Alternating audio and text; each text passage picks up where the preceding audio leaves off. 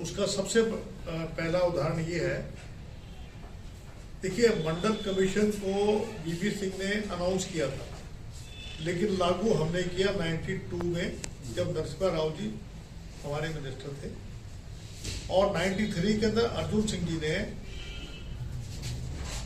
जो higher education के अंदर जो प्रोविजन किया था फॉर एमबीबीएस, आईएम, आईआईटी के लिए हायर एजुकेशन में रिजर्वेशन का अगर किसी ने कार्य किया तो कांग्रेस पार्टी ने किया।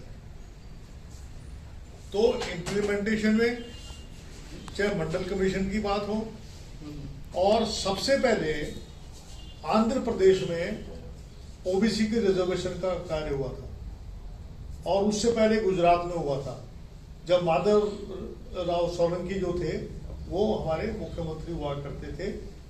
27% आरक्षण उन लोगों ने पहले दिया था। तो जो क्रीमी लेयर है, क्रीमी लेयर को कौन लेके आया?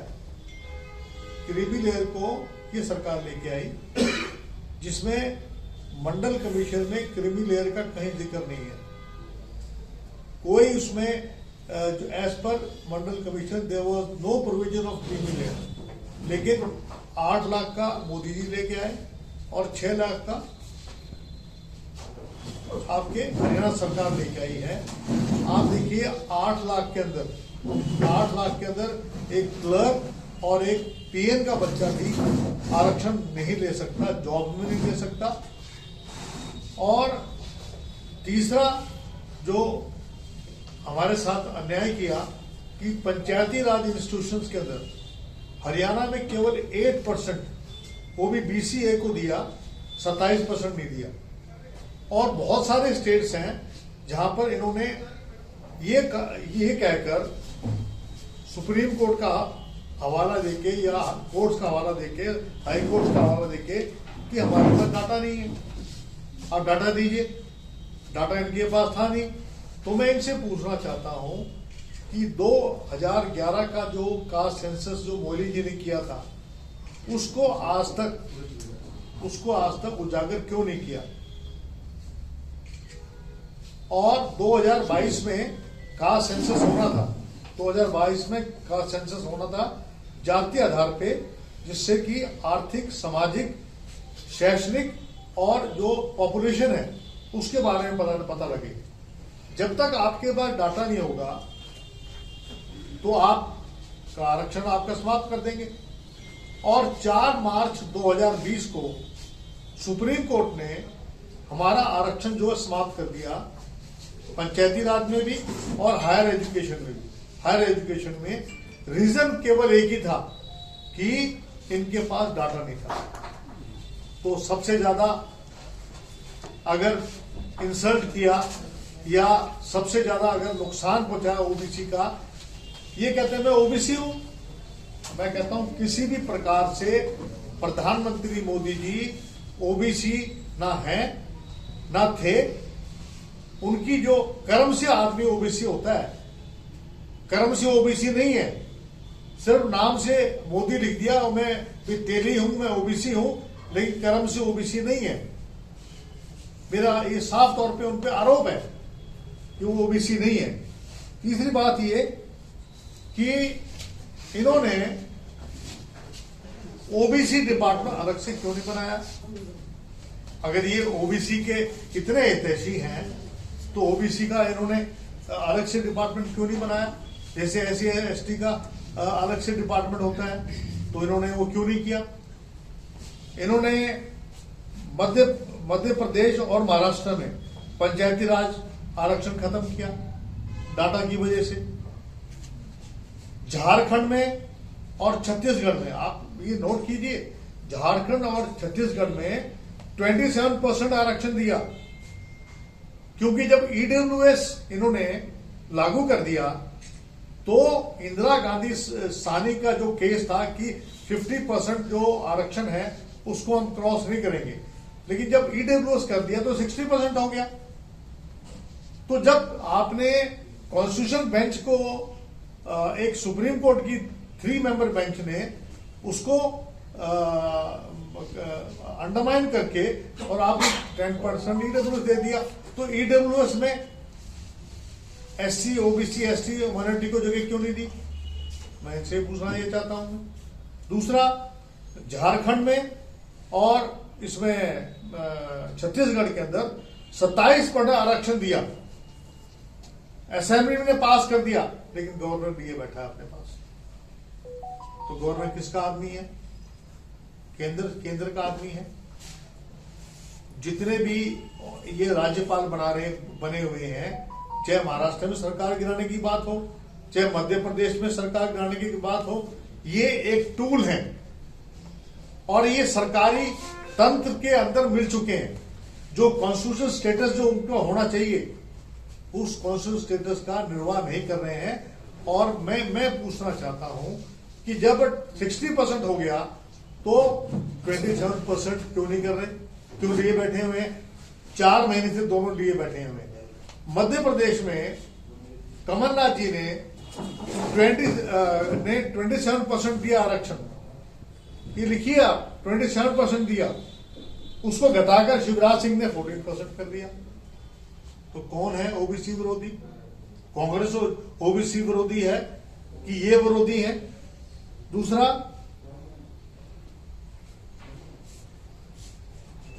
कॉलेजियम सिस्टम, ये कहते हैं कि कॉलेजियम सिस्टम को समाप्त कर देना चाहिए। हम कहते हैं कि भी कॉलेजियम सिस्टम, और ये क्या चाहते हैं कि कॉलेजियम सिस्टम में 2 इनके आदमी आ जाएं, ताकि इलेक्शन कमीशन तो आपने देख ही लिया। इलेक्शन कमीशन मैं धन्यवाद देना चाहता हूं सीजीआई का, जिन्होंने एक ऐतिहासिक वर्डिक्ट दिया कि सीजीआई, प्रधानमंत्री और लीडर ऑफ ऑपोजिशन वो डिसाइड करेंगे सीईसी कौन बने, इसका कौन बनेगा।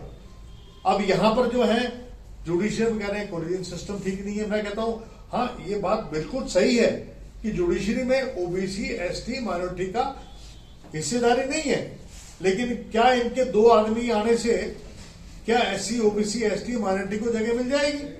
ये तो जुडिशरी को भी अपने कंट्रोल में लाना चाहते हैं। जैसे इलेक्शन कमीशन को लिया है, सीबीआई को लिया है, ईडी को भी लिया है, इनकम टैक्स को भी लिया है। मेरा ये मानना है कि सीबीआई, ईडी, इनकम टैक्स भी CGI, leader of the opposition और प्रधानमंत्री मिलकर वो चुने, ताकि जिस तरीके से कविता है जो बीआरएस के जो मुखिया की लड़की है, आप तेजस्वी यादव जी को बुला रखा है, मीसा जी को बुला रखा है, आपके शरद पवार की बेटी को बुलाया,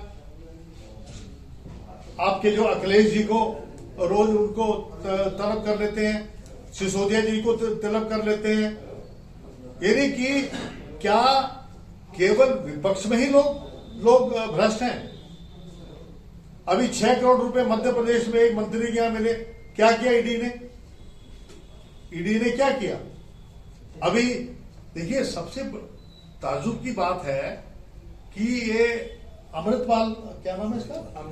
अमृतपाल, ये कहते हैं कि आईएएस है, आई एजेंट है। क्या इनकी एनआईए सोई हुई है कि इनको ये नहीं पता कि भी एक उसके पास इतना सामान आ गया? तो ये लोग जो है अपना काम नहीं करते हैं, केवल कमियां निकालते हैं। और देखिए, जो अहिर रेजिमेंट है, गुजर रेजिमेंट है, आप राजपूत रेजिमेंट में आप बढ़ा देते हैं, हमें कोई इतराज नहीं है। आप जाट रेजिमेंट बढ़ाए, हमें कोई इतराज नहीं है। लेकिन जब अहिर रेजिमेंट की बात आती है, गुजर रेजिमेंट की बात आती है, तो क्यों इन्होंने उनके नाम से क्यों नहीं रेजिमेंट बन सकती? क्या वो क्षत्रिय नहीं है? क्या वो किसी प्रकार से जितने भी मेडल लेके आते हैं, हमारे बहुत सारे यादव और ये जो है गुजर समाज से लोग जो है ये मेडल लेके आते हैं। दूसरा, ओबीसी वर्ग की जो महिलाएं हैं उनको कहते हैं हम आरक्षण देंगे, तो उसमें ओबीसी, एसटी, माइनॉरिटी को स्थान देने के बारे में बात क्यों नहीं करते?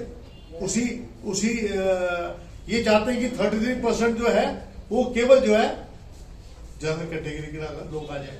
इनकी जो सोच है वो मनुवादी सोच है। देखिए, कुछ लोग हमारे ओबीसी के लोग रामचरितमानस को, गीता जी के बारे में अपशब्द बोलते हैं। मैं उसकी निंदा करता हूं, मैं उसकी कड़ी शब्दों में निंदा करता हूं। हमारे ओबीसी समाज के लोग भगवान राम को भी मानते हैं, कृष्ण को भी मानते हैं, भगवत गीता को भी मानते हैं, रामचरितमानस को भी मानते हैं। ये लोग केवल ध्रुवीकरण करने के लिए, केवल जो है अपनी वोट की राजनीति करने के लिए 80% जो ओबीसी है वो राम को भी मानता है, कृष्ण को भी मानता है। लेकिन जो है ये जो कुछ रीजनल पार्टीज हैं ये अपने फायदे के लिए और ये मंदिर मस्जिद के नाम से लोगों को, हिंदू मुसलमान के नाम से लोगों को गुमराह कर रहे हैं। जब एससी और एसटी की विधानसभाएं हो सकती हैं तो ओबीसी की विधानसभाएं क्यों नहीं कर सकते? तो प्रधानमंत्री मोदी जी अगर ओबीसी हैं तो क्यों नहीं आरक्षण का प्रावधान किया, कॉन्स्टिट्यूशन अमेंडमेंट लेके आते? अगर वो इतने हितैषी हैं ओबीसी के तो उनको लाना चाहिए था।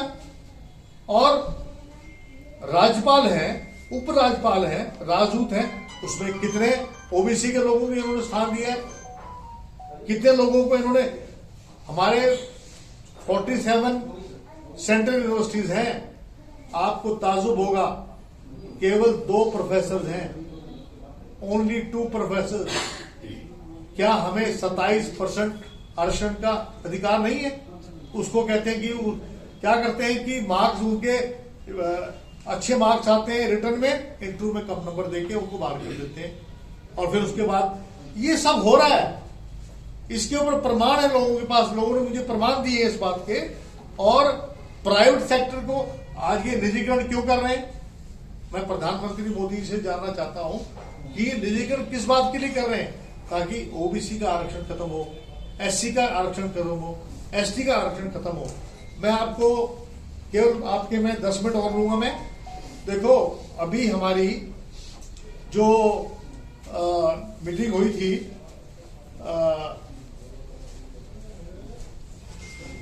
इंग्लिश वाला कहाँ है वो,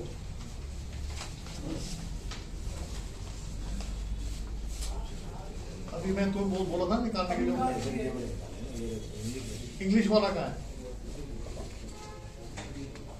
देखो हमारी पार्टी ने ये फैसला लिया है कि ईडब्ल्यूएस के अंदर अगर 2024 में हमारी सरकार आती है तो ईडब्ल्यूएस कोटे के अंदर एससी, एसटी, माइनॉरिटी और उनको भी स्थान दिया जाएगा।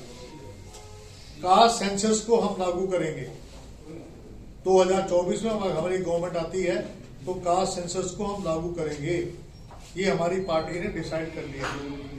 जो प्लेनरी सेशन हुआ था हमारा अभी रायपुर के अंदर, इस बात का फैसला ले लिया गया है कि हम लोग जो है इन प्रिंसिपल 27% आरक्षण, चाहे वो 50% को क्रॉस करता है या नहीं करता है, 27% आरक्षण ओबीसी को दिया जाएगा। हायर एजुकेशन में भी, एमबीबीएस में भी, आईआईटी, आईएमए में हायर एजुकेशन भी आरक्षण हम देंगे, ये इन्होंने किया है। दूसरा, पंचायती राज के अंदर भी जो है आरक्षण दिया जाएगा। और ये जो क्रीमी लेयर है, इस क्रीमी लेयर की जो लिमिट है ये 8 से बढ़ाकर हम 20 लाख करेंगे, 20 लाख करेंगे, ताकि जो है जो हमारे जो बैकवर्ड क्लास के लोग हैं उनको इसका फायदा लगे। और जो जातीय जनगणना और के बारे में जो बात हुई थी उसके बारे में मैं बताना चाहूंगा, ये जल्दी लीजिए। जो हमारा प्लेनरी सेशन हुआ था उसमें पहला, भैया ये बंद करो, ये जो प्लेनरी सेशन हुआ उसमें ये डिसाइड किया कि एक एडवाइजरी काउंसिल बनेगी जिसमें एससी, एसटी, माइनॉरिटी के लोग होंगे। ये अभी लागू हम करेंगे। जो कांग्रेस प्रेसिडेंट को क्या सुविधाएं एससी, एसटी, माइनॉरिटी को दी जाएगी, एक एडवाइजरी काउंसिल जो है वो कांग्रेस प्रेसिडेंट के लिए बनाई जाएगी, जो 6 महीने में एक बार उनकी मीटिंग होगी और उनको समय समय पे वो बताते रहेंगे कि एससी, एसटी, माइनॉरिटी के लिए क्या करना है।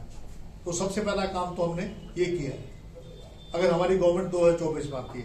दूसरी हमने किया है कि कास्ट सेंसस का मैंने आपको बताई दिया है, जिसको 2024 में हम लागू करेंगे।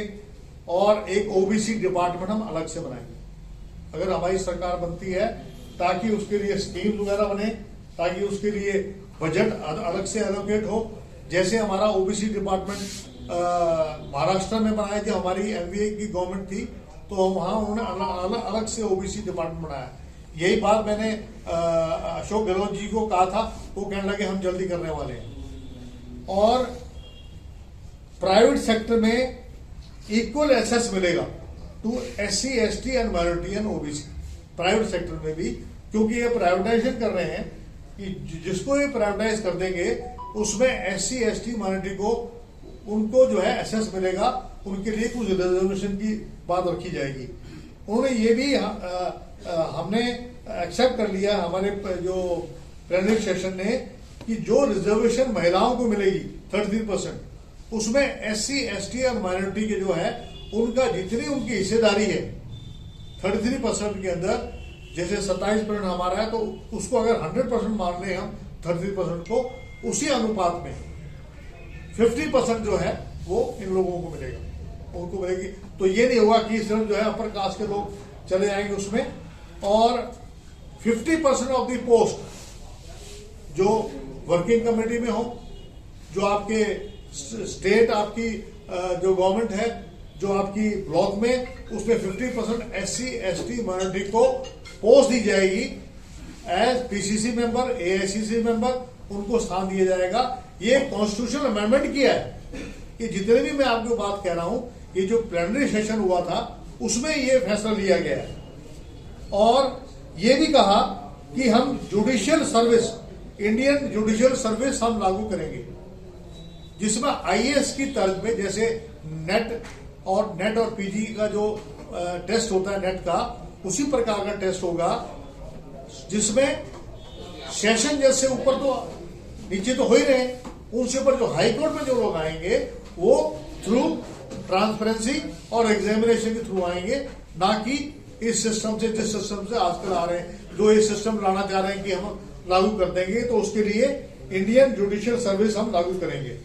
बाकी ये मैंने आपको बता ही दिया है, प्राइवेट हायर एजुकेशन के अंदर जो है हम लोग इनको स्थान देंगे। और ये भी ईडब्ल्यू से मैंने आपको बता ही दिया है, प्रमोशन के अंदर हम उनको प्रायोरिटी देंगे, एससी, एसटी, माइनॉरिटी को। ये प्लेनरी सेशन में हो गया है। और प्लेनरी सेशन में ये भी डिसाइड हो गया कि जैसे मनरेगा गांव में है, वैसा अर्बन एरिया में भी हम करेंगे, जिससे सबसे ज्यादा लाभ एससी, एसटी और माइनॉरिटी को लोगों को भी मिलेगा। और इसके अलावा हम 100 नाम मांग रहे हैं अपने तमाम पीसीसी प्रेसिडेंट से, जिसमें वो हमें नाम देंगे कि ओबीसी के कैंडिडेट्स कौन कौन अच्छे कैंडिडेट्स हैं। 100 कैंडिडेट्स फ्रॉम ओबीसी, लिस्ट ली जाएगी सब पीसीसी प्रेसिडेंट से कि ओबीसी डिपार्टमेंट के अंदर कौन कौन ऐसे लोग हैं जो जीत सकते हैं, ताकि उनको स्थान मिल सके।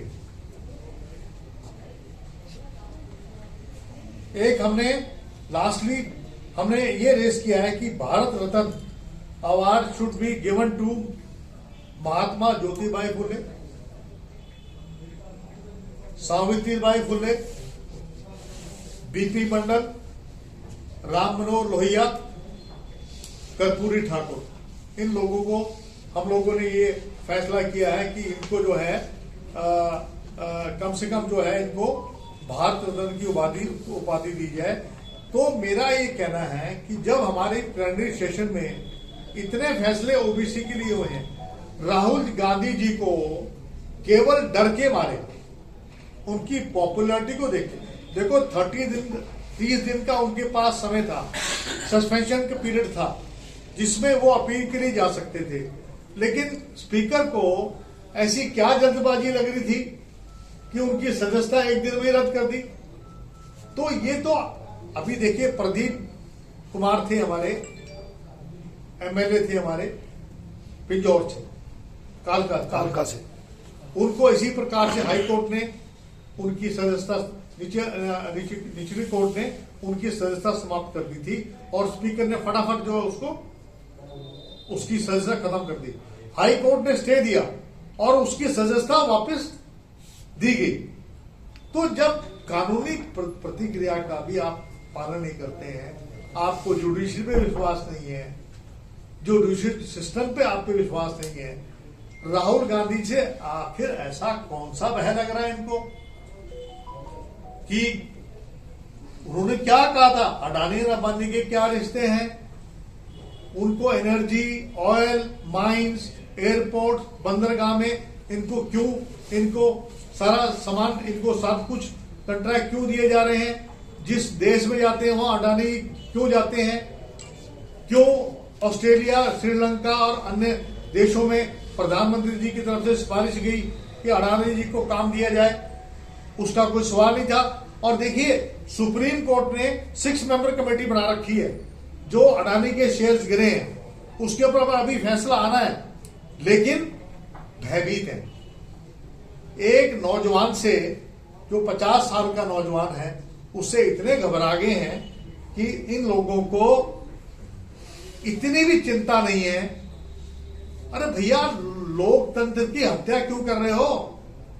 उल्टा क्या कर रहे हैं कि ओबीसी का अपमान कर दिया। आप बताइए, ललित मोदी ओबीसी है क्या? मेहुल चोकसी ओबीसी है क्या? नीरव मोदी ओबीसी है क्या? तो मोदी सारे ओबीसी थोड़ी ना। मोदी नाम लिखने से सारे ओबीसी नहीं बन जाते हैं। तो कौन से ओबीसी का अपमान कर दिया? मुझे बताएं बीजेपी वाले स्पष्ट तौर पे, क्या ललित मोदी ओबीसी है? क्या मेहुल चोकसी ओबीसी है? क्या ये आपका मैंने जो नाम लिए, क्या ये ओबीसी है? लेकिन बहाना ढूंढकर, झूठा प्रचार कर कर कि भाई ओबीसी का मैं चेयरमैन, ये मैं आपको कह सकता हूं, मैं 20 स्टेट में गया हूं। जितना शोषण ओबीसी का भाजपा ने किया है देश के, जब से देश आजाद हुआ है, इतना शोषण कभी नहीं हुआ। ये मैंने बोला। कैप्टन साहब, आपने बोला कि डर की वजह से इन्होंने ऐसा कर दिया, मतलब राहुल गांधी की सदस्यता जल्दी खत्म कर दी। एक में उठो मत भाई, बीच में उठो मत।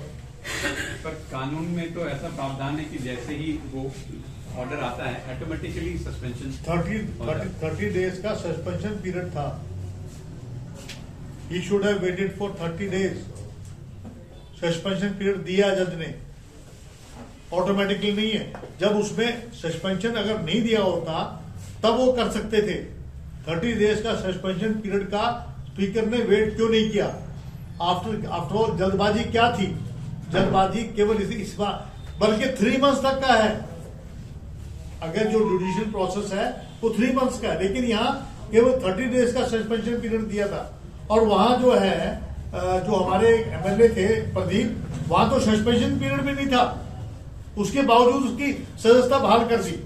आपके कपिल सिब्बल जी ने कल स्टेटमेंट दिया है कि it's law requires, law states that. Kapil Sibal ji ने जो कहा मुझे नहीं पता, लेकिन मैं आपको बता रहा हूं, मैं भी लॉयर हूं, मैं भी एडवोकेट हूं। जब 30 डेज का सस्पेंशन पीरियड दिया है, he should have waited for 30 days. Captain साहब, अब ओबीसी को लेकर कांग्रेस का हृदय परिवर्तन हो रहा है। जब आपकी सरकार थी तो आज तक बैकलॉग नहीं आप भरवा पाए, क्या हुआ? अब आप लोगों का कहीं ना कहीं हृदय परिवर्तन है ओबीसी के बारे में। आज आप नई नई स्कीम लेके आ रहे हैं। कौन कहता है हमने 100 गज के प्लॉट दिए ओबीसी को? 27% आरक्षण दिया हमने, जो इन्होंने समाप्त किया। मंडल कमीशन हमने लागू किया, क्रीमी लेयर हमने लागू नहीं किया, इन्होंने क्रीमी लेयर लागू किया। ऐसा हमने कौन सा काम किया जो ओबीसी विरोधी? मुझे एक काम बता दीजिए। मंडल कमीशन हमने लागू किया। और अर्जुन सिंह जी ने 95 के अंदर जो है आपके ये जो है 2005-6 के अंदर हायर एजुकेशन के अंदर जो है आरक्षण का जो दिया MBBS में, IIT IIM में, और 92-93 के अंदर जब सीताराम केसरी जी हमारे प्रेसिडेंट थे, नरसिम्हा राव जी जब हमारे जो प्रधानमंत्री थे, हमने मंडल कमीशन लागू किया, तो आप कैसे कह सकते हैं कि हमने उनका भला नहीं किया? आपने कहा कि यूनिवर्सिटी में हमारे 2 प्रोफेसर हैं, तो कांग्रेस की सरकार भी लंबे टाइम तक देश में रही है, हरियाणा में रही है, तो उस समय इस प्रकार का मैं हरियाणा की बात नहीं कर रहा, मैं पूरे देश की बात कर रहा हूँ मैं जी। आप हरियाणा, मैं ऑल इंडिया कांग्रेस कमेटी का ओबीसी का चेयरमैन हूँ, मैं हरियाणा का चेयरमैन नहीं हूँ। ये बात हरियाणा के चेयरमैन से पूछिए आप। कैप्टन साहब, मेरा एक सवाल है, भारत रत्न देना बहुत अच्छी बात है, जब आपकी सरकार थी तब भी पूरे भाई को आप लोगों ने भारत रत्न देना चाहिए था, आज आप भारत रत्न की बात करें। एज चेयरमैन ओबीसी डिपार्टमेंट मेरी आज डिमांड है, मैं तब चेयरमैन नहीं था। I am chairman today as AICC OBC department. मेरी ये मांग है, पीछे क्या हुआ क्या नहीं हुआ उसकी बात छोड़िए आप, मैं डिमांड कर रहा हूँ। कैप्टन साहब, एक चीज बस एक लास्ट में पूछना चाहता हूँ कि अभी तक बहुत सारे अपोजिशन की ऐसी पार्टी हैं जो कांग्रेस के पीछे खड़े होने से कतराती आई हैं, लेकिन ये इंसिडेंट के बाद बहुत सारे पार्टियों का आपको समर्थन मिल रहा है, तो क्या आपको ऐसा लगता है कि ये जो अभी इंसिडेंट हुआ है डिस्क्वालिफिकेशन का, उसके बाद राहुल गांधी एक सर्वमान्य अपोजिशन के लीडर के रूप में एस्टैब्लिश हो पाएंगे, उभर पाएंगे? देखिए, मैं आपको, कांग्रेस ही एक ऐसी धुरी है जो कम से कम 16-17 राज्य ऐसे हैं जहां डायरेक्ट फाइट हमारी बीजेपी के साथ है, और बिहार में हम पार्टनर हैं, झारखंड में हम पार्टनर हैं, तमिलनाडु में हम पार्टनर हैं, और कई प्रदेशों में, राजस्थान में हमारी टक्कर सीधी उनके साथ है, आपकी मध्य प्रदेश में टक्कर हमारी सीधी उनके साथ है। अभी जितने भी चुनाव हो रहे हैं, अभी आपके तेलंगाना में आप लगा लीजिए, हमारी टक्कर बीजेपी के साथ है और बीआरएस के साथ है।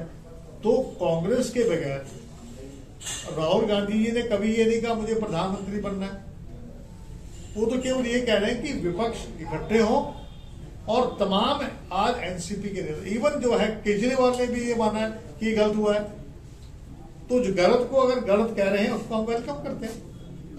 दूसरा मेरा क्वेश्चन ये है कैप्टन साहब, आप अभी बोलते कि सीबीआई ईडी स्वतंत्र होना चाहिए, कांग्रेस ने बहुत साल तक राज किया है, उस टाइम कांग्रेस ने ही ऐसा है कि